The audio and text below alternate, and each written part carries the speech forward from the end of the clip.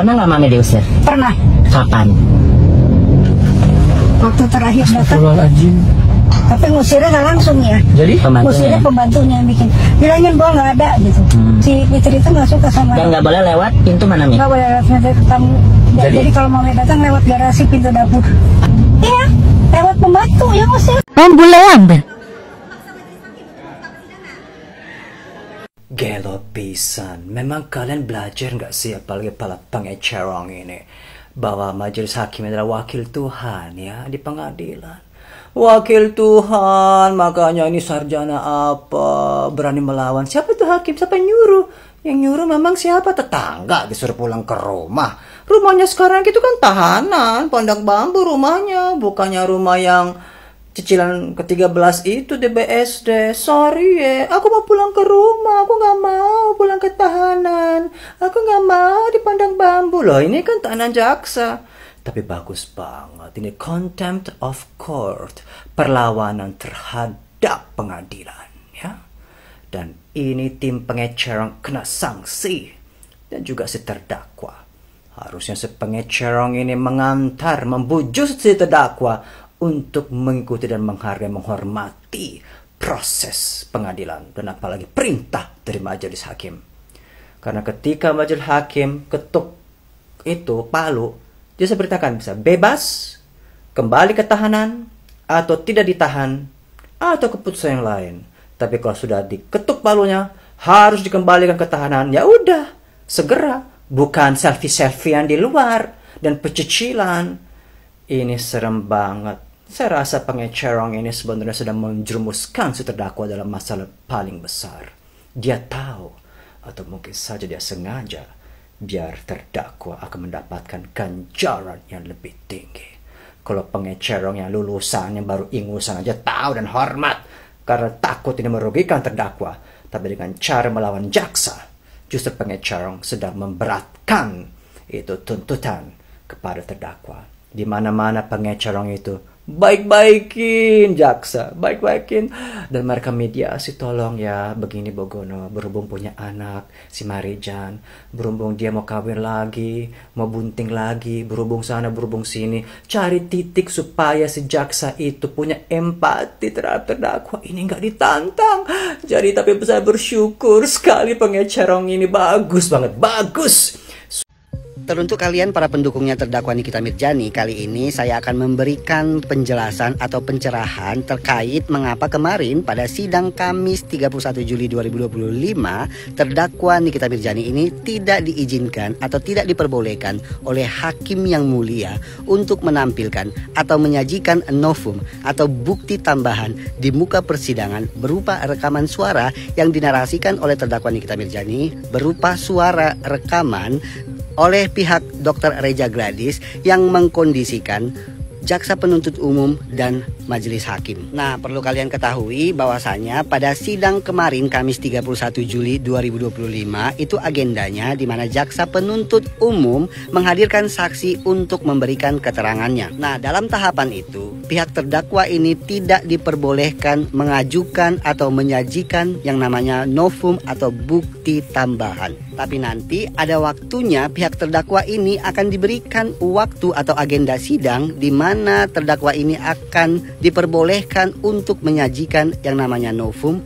atau bukti tambahan di agenda sidang pembuktian dari terdakwa. Nah, perlu diketahui juga bahwa bukti tambahan berupa suara yang dimaksudkan oleh pihak terdakwa ini harus disahkan dulu oleh digital forensik. Nah, jadi tidak serta-merta bukti rekaman itu langsung diputarkan di muka persidangan tanpa validasi atau pembuktian atau diuji dulu rekaman tersebut apakah rekaman tersebut sah, otentik, dan original. Nah, pada saat sidang pembuktian dari pihak terdakwa yang menjelaskan pun nanti itu bukan pihak terdakwa melainkan ahli digital forensik. Nah, perlu kalian ketahui juga bahwasanya ahli digital forensik di Indonesia ini masih ada 2, dan jika pihak terdakwa ini ingin menyajikan bukti baru atau novum berupa rekaman itu bisa diputarkan di muka persidangan. Terlebih dahulu rekaman suara itu harus diuji kembali keabsahannya, kesahannya, keoriginalannya, dan keotentikannya. Yo guys, balik lagi bersama saya tentunya Uki Kevin. Nah, ini masuk lagi ke segmennya Nikita Mirjani ya. Jaksa vs Nikita Mirjani. Siapa yang wangi? Why London jawabannya titik-titik. Nah, ini kita lihat beberapa info terkait Nikita Mirjani dan juga ada kabar dari Fitri Salhuteru ibunya ya. Dan kita lihat beritanya seperti apa guys. Dan komen-komen tentunya dari para netizen ya. Jaksa penuntut umum di kasus Nikita Mirzani luar biasa konsisten ya dari awal sidang sampai sekarang. Maskernya nggak pernah copot. Padahal persidangan itu bukan lagi live streaming IG ya, tapi ini ruang sidang loh. Netizen Cendol jadi penasaran loh. Ini jaksanya takut kena kritik kah? Takut wajahnya terbaca publik kah? Atau jangan-jangan takut ketahuan baunya? Tapi kita maklum kok ya, ruang sidang itu kan memang kadang pengap ya, bikin gerah, bikin tegang, dan pastinya bau keringat, penuh tekanan. Makanya biar nggak panik di ruang sidang kehidupan, netizen Cendol rekomendasikan ke kalian Haye London Parfum. Isinya 35 ml, wanginya awet, ada pilihan boxnya isi 3 bot. Waduh, promosi ya. Yang menarik perhatian publik, salah satu Nih, produk MC Skincare nggak ada data pabrik dan tanpa edar. Wow. nama produk yang masuk dalam daftar tersebut adalah MC Skincare, produk yang selama ini dijual oleh Sheila Saukia. Lebih jauh lagi, produk tersebut bahkan tidak memiliki data pabrik, tidak mencantumkan komposisi jelas, tanpa izin edar, benar-benar produk yang tak layak beredar di pasaran. Waduh. Kamu Fitri, Nih, seorang ibu tidak akan berucap kasar kalau anaknya nggak menyakitkan ibunya. Waduh. saya yang melahirkan kamu, ya ingat ya, Allah akan melaknat kamu, anak durhaka. Di dunia yang terus berputar cepat, kadang kita lupa bahwa kita hanyalah anak dari seorang ibu. Seorang perempuan yang dulu menahan sakit selama 9 bulan, menyusui tanpa pamrih, dan mendoakan dalam diam bahkan ketika anaknya sudah lupa caranya berterima kasih. Waduh. Produk yang dipakai si Glavitsa itu Ribet Skin. Yang jadi pertanyaan, kenapa? Ini contoh aja ya. Kenapa itu barang ditempeli stiker Glavitsa? Berarti itu rebranding. Ada aturannya di dalam BPOM bahwa yang namanya rebranding produk apapun itu harus didaftarkan ke BPOM. Bepom Waduh. udah rilis tuh ada salah satu produk Glavitsia yang diduga berbahaya. Laporin aja kalau memang iya, apa susahnya? Biar nanti diuji kebenarannya di persidangan. Biar ketahuan kapan terakhir kali Bepom mencabut izin edarnya dan kapan Glavitsia terakhir kali mengedarkannya. Nggak perlu huru-hara, apalagi sampai acara minta duit tutup mulut segala. Ini kan judulnya membela masyarakat Indonesia, bukan lagi menyelamatkan cicilan Anda. Sempatkan cicilan. Ngapain kasihan sama Nikita Mirzani 5 bulan ditahan, nggak bisa ngurusin anaknya. Lebih kasihan tuh anak koruptor, ya. Anak-anak koruptor ambil biasa hidup enak, makan duit hasil ngegerobotin rakyat, bapaknya di penjara. Soalnya biasanya kan rata-rata yang korupsi bapaknya kan. Ngapain sih kasihan sama Nikita Mirzani yang gara-gara ngurusin skincare berbahaya doang, ya kan? Waduh. Loh, makin seru nih. Dewi Persik dukung Dr. Reza Gladys hadapi Nikita Mirzani di persidangan. Makin banyak nih yang ikut campur. Makin banyak pihak-pihak yang bermunculan nih. Seru nih. Akankah menjadi peperangan antara kubu Nikita Mirzani dan Reza Gladys?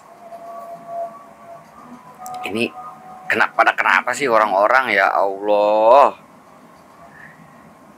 Maksudnya ya udahlah, itu kan masalah mereka berdua nih. Jangan jangan dukung ini dukung itu. Ya udah, kita lihat nanti aja hasilnya kayak gimana.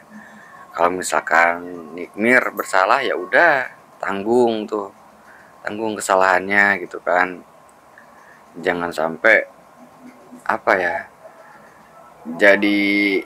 jadinya nanti ada kasus baru lagi yang muncul dari dukungan pihak lain nih. Lebih kayak yang harusnya redam biasa aja malah jadi makin panas nih.